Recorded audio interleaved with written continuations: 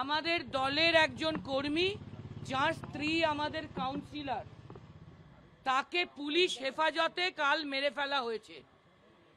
আমার কর্মীর পরিবারের পাশে আমার কাউন্সিলরের সাথে আমাদের জননেত্রী, মানুষের নেত্রী মমতা বন্দ্যোপাধ্যায় দেখা করতে যাবেন না?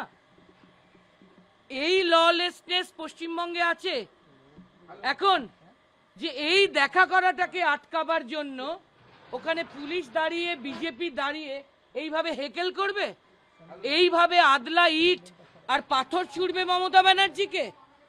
এই ললেসনেস, এই পরিস্থিতি, এই ল অ্যান্ড অর্ডারের অবস্থা, প্রশাসন ভাবুক।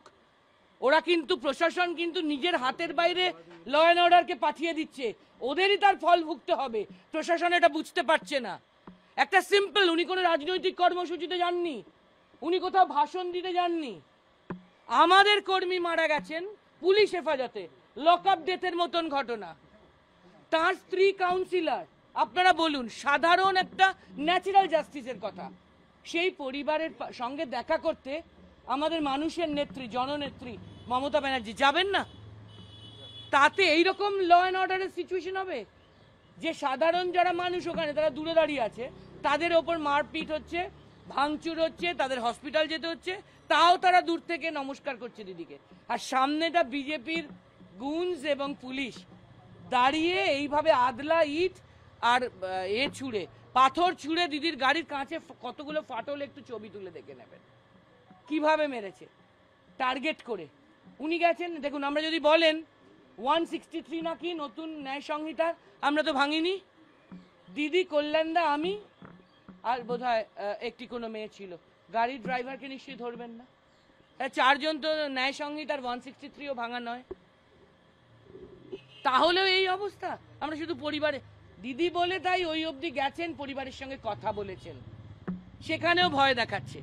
21শে জুলাই শহীদ পরিবারকে ভয় দেখাচ্ছে পুলিশ পাঠিয়ে। এখানে একজন মারা গেছেন, কাল তার স্ত্রী যিনি কাউন্সিলর, তার কথা আপনারা শুনেছেন, তার কি পরিমাণ তিনি মন শক্ত করে কি বলেছেন আপনারা সবাই শুনেছেন। তো তাকে বাড়ি গিয়ে আজকে ভয় দেখিয়ে কিছু করতে পারবে? আবার বলছি, যে ললেসনেস প্রশ্রয় দিচ্ছে প্রশাসন, এর দাম তো তাদেরই দিতে হবে। বুঝতে পারছে না কেন? মমতা ব্যানার্জি একটা পরিবারের সঙ্গে দেখা করবেন, তা আমাদের বাড়ি, আমাদের পরিবারের একজন মারা গেছে, দেখা করবে না? তিনি মানুষের নেত্রী, দেখা করবেন না?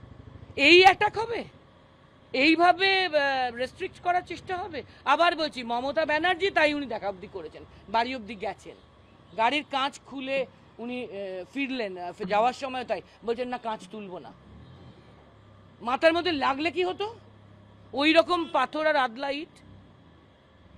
এটা হতে পারে না, এটা হতে পারে না। ইটস আনফরচুনেট, শুধু এটা ধিক্কার জানানোর ভাষা নেই। We condemn. এটা হতে পারে না। প্রশাসন ভাবুক। এই law and order situation allow করে প্রশাসন ঠিক করছে না, এর দাম তাদেরই দিতে হবে। এতে মানুষ এবং মমতাকে আটকে রাখতে পারবে না, ওদের ভুল। এরা ভুল স্ট্র্যাটেজিতে খেলছে। মানুষকেও রুখে রাখতে পারবে না, আর মমতা ব্যানার্জিকেও নয়।